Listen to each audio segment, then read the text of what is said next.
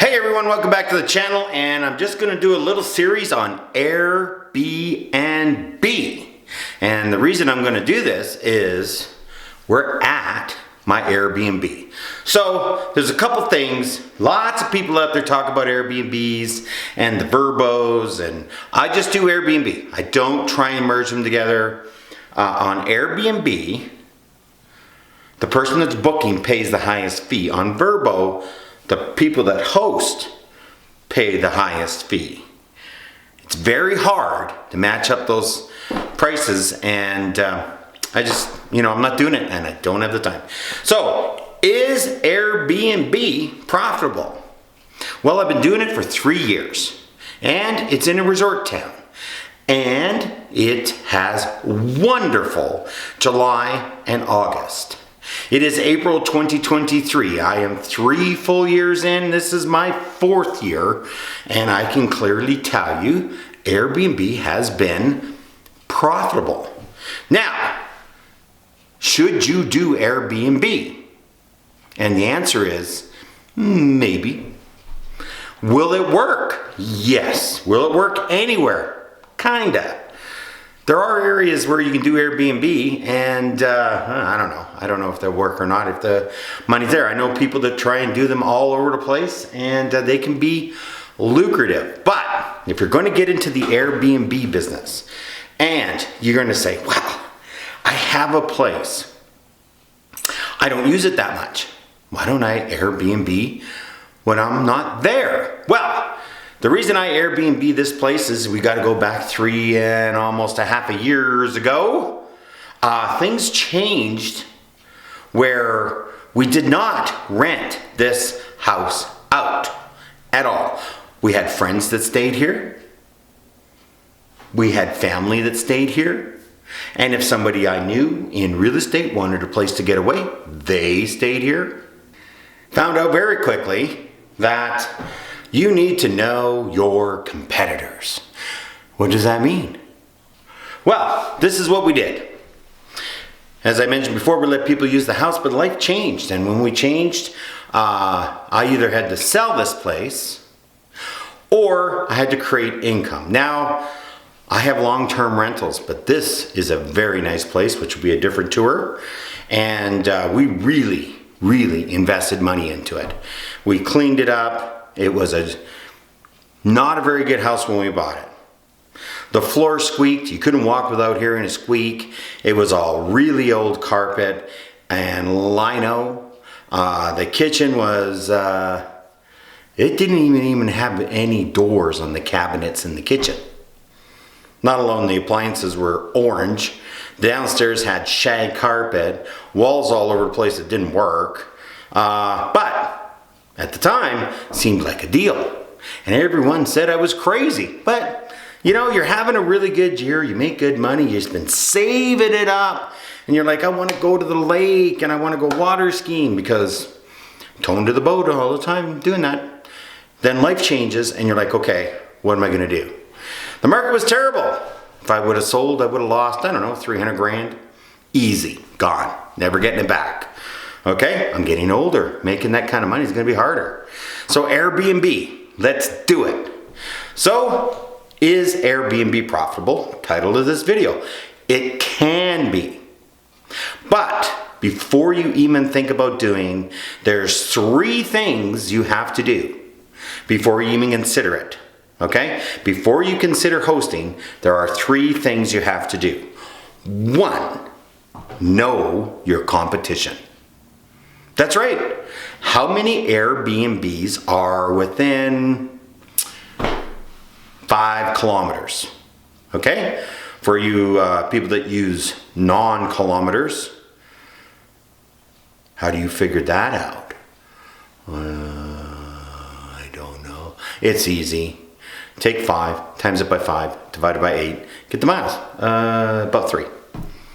So within a 3-mile radius. 5 kilometer radius. If you want to go 10 kilometers, you can go 10 kilometers, double it up. But, 5 miles, 10 kilometers, something like that. What's your competition? Now, if you're in a big city and you want to do an Airbnb, let's say you've got this big city and you want to do Airbnb up here, but when you look at the map, all the Airbnbs are down here and there's none up here. Why are they all down here? Well, try and contact some people. I tried to do that. Nobody wanted to talk to me because they knew I was going to end up being a competitor, which I am now a competitor. So, first thing I did is money was tight. I was going to lose my house, this house that I Airbnb, and I had to do something. So, I'm going to put it on. Well, first thing we did, we had to get it ready. But we had to check the competition. Who are we competing against? This is a 4-bedroom house with 4 bedrooms in it. King bed, queen bed, double bed, double bed. We were not going to go out and buy and put 2 beds in a room and try and have 12 people. No. We decided we wanted a certain part of the market. We're a house, so it's going to be families. Okay, well, who are we competing against? So we're competing against people that had 4 beds and was a house, not a townhouse, not an apartment condo, not something else, a house. So, who are the competitors? So we went on the map and I looked at the dots. And you know what we did? We did something really crazy. We booked them. That's right. We booked them. And some had 2-day minimums, some had 3-day minimums. We have a 2-day minimum we decided on after we booked and said, nope, singles we can't do because of distance and everything else and cleaning. So, 2-day minimum, 3-day minimum, 4-day minimum, 7-day minimum. What do you want to do? How long do you want your bookings? The longer your booking requirements are, the less bookers you're going to get. But we figured most people are 2 days, so we booked them. And we went and stayed at these places. Now we paid for 2 nights in most cases. And we booked the places that we're competing in. We drove around and we booked our competition. We didn't tell them they were our competition. We had used Airbnb in the past, all the way back to when it was created. Every time we traveled, I preferred to stay in a house with a kitchen than a hotel. So, we checked out the competition and we looked at what they had. How was the bedding? How were the pillows? What time could we check in? What time did we have to check out? How clean was the place? How well was the kitchen stocked? How well was entertainment in the house? TVs, coffee machines, you know, that kind of thing. You know you want to do this. You've watched all the videos. You got to have all this kind of stuff, which I'll do what you have to have in an Airbnb, a different video. This is should you do it. Then after that, I was like, okay, we can do that. We can beat that. Then it was like, who is going to clean it after your guests leave? Are we going to do it? Or are we going to hire somebody? Well, at the time, we're like, you know what? Everyone says you should hire that out. You know, you can hire people at X dollars, da-da-da-da-da. Well, can you? Now, if it's in a big city, like Calgary, Alberta, Canada, 1.5 million people, well, I don't clean that Airbnb because there's 1.5 million people there, and the cleaner I have has lots of work other than just cleaning my place. Now, I do pay her a monthly fee. She's guaranteed a monthly $800 a month. I get enough bookings that at the end of the year that works, but guaranteed $800 a month, right? And there's more, depending on how many cleanings there are in the year, she can get a bonus, but she's guaranteed the $800 a month. By getting the $800 a month, it doesn't matter if I get a short booking. Someone calls today, books for tomorrow, stays for 3 days and leaves, she's in there. Okay? When she goes on holidays, she tells me, I know I have to do it. Okay? I have to do it. We have to do it. Or me and my wife have to do it. Mostly, I don't do it. My wife does. She's really good at it. So, we tried that here. It didn't work. There's not enough people. And you get lots of bookings in July and August because it's a summer lake town, but not so much in the winter. Like right now, it's April. We don't have any bookings in April, and I don't expect any bookings in April because it's in between time. There's road bans on, the workers aren't booking, vacation people aren't booking. It is Easter weekend, but you know, we sometimes get somebody, sometimes don't. It's hit and miss. All depends on the weather, and there's still tons of snow and ice out here. You know, you don't believe me, snow and ice? Can you see it through the window? There you go. Hopefully that showed up. So who are gonna clean? Well, at the end of the day, we gotta clean it. There was no other alternative, because when we checked the cleaners afterwards and we went through everybody that was available and we paid an astronomical amount of money, $150 to clean the house. That wasn't enough, so we upped it to $200. That wasn't enough, we upped it to $250. And of course, once we hit $250, we wouldn't get bookings because we're charging a cleaning fee. So whatever you're paying your cleaner, you charge as a cleaner fee. I do not look at the cleaning fee as a profit margin like everyone else. I have my price that I'm booking and the cleaning fee. The cleaning fee goes to the cleaner, period. I don't make profit on the cleaning fee. That's just the way it is.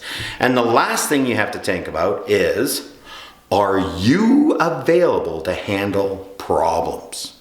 Are you going to be one of those people that fly off to Portugal or fly off to China or fly off to Australia or fly off to Canada? Wherever it is, it doesn't really matter. And you're going to do it remotely? Are you going to say, let's use an example. Let's use California because they're in the news a lot because of all the rain. Are you going to live in San Francisco and Airbnb in San Diego? So you're going to have to hire someone to take care of it. Big cities, you know, probably can do that, but they take a fee. Just watch those Palm Springs video by that lovely person that makes about Airbnbs. Church is her last name. She has a management company, but it's a town that has it. That doesn't exist here. It doesn't exist in most cities. To have a manager to manage your Airbnbs, you better have 20. And there's no way you're going to have 20. So, at the end of the day, are you going to Airbnb? How much effort do you want to put in? Because there is no such thing as passive income.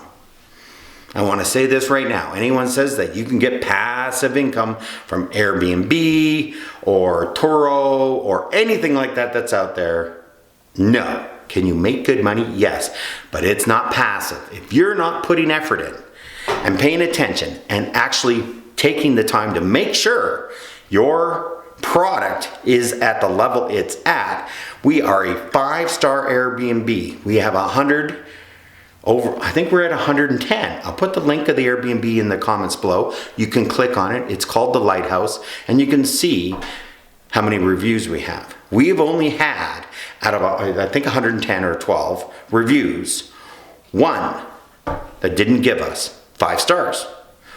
One. And it hasn't upgraded us back to 5.0. And out of the 5-star review that came in, there was only one part that she rated a 4.